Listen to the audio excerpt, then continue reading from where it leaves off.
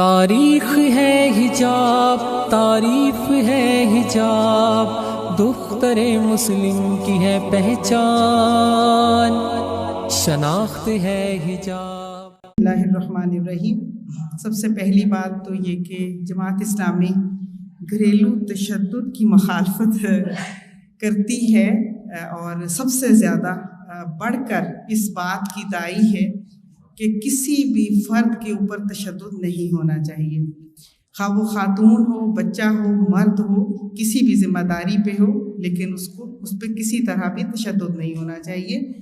ہم گھریلو تشدد بل کی مخالفت نہیں کرتے، اور کیوں نہیں کرتے؟ حضور صلی اللہ علیہ وآلہ وسلم نے فرمایا کہ تم میں سے سب سے اچھا وہ ہے جو اپنے اہل و عیال کے لیے اچھا ہے، اور میں تم میں سے سب سے زیادہ اپنے اہل کے لیے اچھا ہوں۔ پھر حضور صلی اللہ علیہ وسلم نے عورت کو نازک آبگینے قرار دیا۔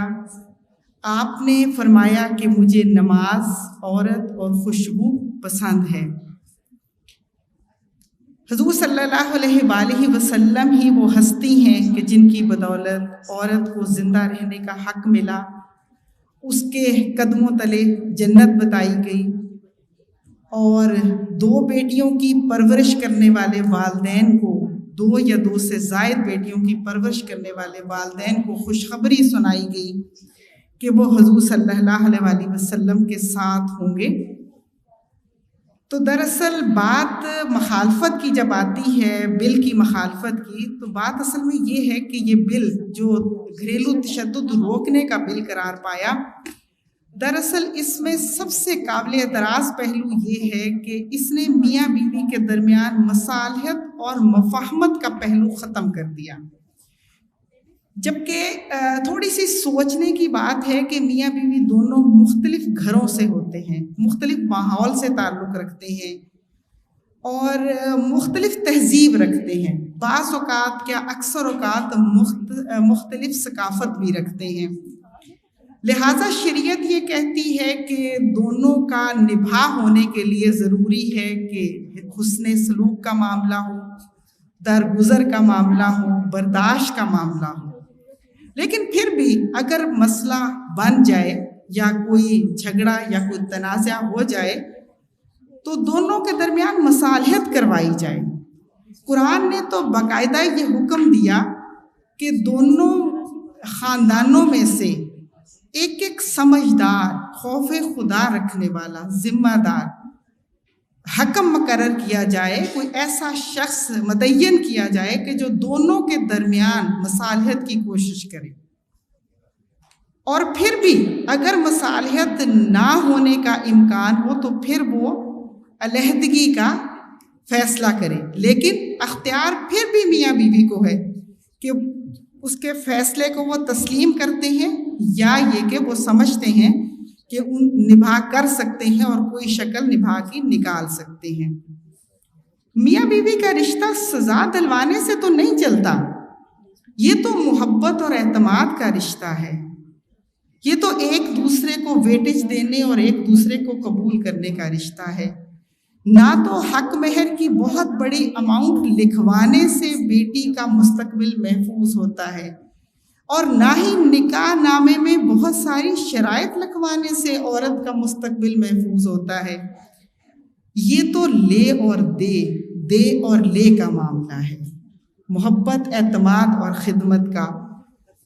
دوسرا اس بل کا جو بڑا مسئلہ ہے کہ والد جسے جنت کا دروازہ کہا گیا، جس کی دعا سیدھی عرش تک پہنچتی ہے، جو اپنی پوری زندگی اپنے اہل خانہ کے لیے دن رات محنت کرتا ہے، کیا اسے اپنی اولاد کو تنبیہ کرنے کی اجازت بھی نہیں؟ اسے اس حق سے بھی محروم کر دیا گیا، جبکہ اولاد دراصل ایک ایسے ہے جیسے ایک خودرو درخت ہوتا ہے، اگر اس کی کاٹ چھانٹ نہ کی جائے تو وہ کتنی خوبصورتی دیتا ہے۔ جب اس پودے کی کاٹ چھانٹ کر دی جاتی ہے تو وہ گلشن کو خوبصورت کر دیتا ہے۔ بچہ اسی طرح تربیت کا محتاج ہوتا ہے، اسی طرح تہذیب کا محتاج ہوتا ہے۔ اگر والدین سے یہ حق چھین لیا جائے کہ وہ اپنی اولاد کو کچھ نہیں کہہ سکتے تو سوچئے اس معاشرے کا کیا حال ہوگا۔ اس معاشرے میں انتشار اور انارکی کہاں تک پہنچے گی۔ اور ایک بات جو میں سوچتی ہوں کہ وہ والدین جو اولاد کو ڈانٹنے کا حق بھی نہیں رکھتے، وہ اس قدر قربانی کر سکیں گے جتنی قربانی آج کل میں اور آپ اپنی اولاد کے لیے کرتے ہیں۔ اس لیے یہ بات نہیں ہے کہ ہم گھریلو تشدد بل کی مخالفت کرتے ہیں، ہم تشدد کو روکنا چاہتے ہیں، لیکن اس کے لیے کچھ تجاویز ہیں۔ پہلی بات تو یہ کہ ہمیں اپنے نظام تعلیم کے اندر کچھ تبدیلیوں کی ضرورت ہے۔ نصاب تعلیم میں کچھ چیزیں سکھانے کی ضرورت ہے کہ طلبہ اور طالبات دونوں کو یہ بات سکھائی جائے کہ انسان، وہ مرد ہو یا عورت، بہت ہی اہمیت کا حامل ہے۔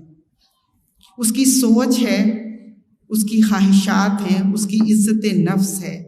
نہ بیوی شوہر کی عزت نفس کو مجروح کرے اور نہ شوہر بیوی کی عزت نفس کو مجروح کرے۔ بچوں کو قانون کی پاسداری کا سبق سکھایا جائے۔ قانون بنا دینا مسائل کو حل نہیں کرتا، بلکہ قانون پر عمل جو ہے وہ مسائل کو حل کرتا ہے۔ ایک دوسرے کی عزت سکھائی جائے اور نکاح کے عمل کو آسان کیا جائے۔ جو مرد کا حق ہے اسے ملے، جو عورت کا حق ہے، وراثت ہے یا مہر کا حق ہے یا کمانے اور خرچ کرنے کا حق ہے، وہ اسے ملے۔ اس میں کوئی شک نہیں کہ اسلام نے ہر جرم کی سزا بھی رکھی ہے۔ چور کے ہاتھ کاٹ دو، قاتل کو قتل کر دو، زانی کو کوڑے لگا دو یا شراب پینے والے کو سزا دو، یہ ہر جرم کی سزا رکھی ہے۔ کچھ حدود بھی ہیں، کچھ تعزیرات بھی ہیں۔ کچھ سزائیں اللہ نے مقرر کی اور کچھ سزائیں جو ہیں وہ قاضی کے اوپر رکھ دی کہ وہ معاملات کو دیکھتے ہوئے اور جرم کی نوعیت دیکھتے ہوئے سزا دے۔ لیکن اسلام سب سے پہلے سزا کی بات نہیں کرتا، اسلام پہلے ترغیب دیتا ہے اور بتاتا ہے کہ اگر یہ عمل کرو گے تو اس کا نتیجہ دنیا میں کامیابی اور آخرت میں نجات کی شکل میں ملے گا۔ اگر یہ غلط کام کرو گے تو دنیا میں خسارہ اور آخرت میں جہنم ملے گی۔ لیکن کچھ نفوس وہ بھی ہوتے ہیں جو بہت ہی شریر ہوتے ہیں، ان کے لیے اللہ تعالیٰ نے حدود بھی رکھی اور تعزیرات بھی رکھی۔ ہم سزا کی بات کرتے ہیں لیکن آخری حجت کے طور پر۔ بہت شکریہ۔ شناخت ہے حجاب۔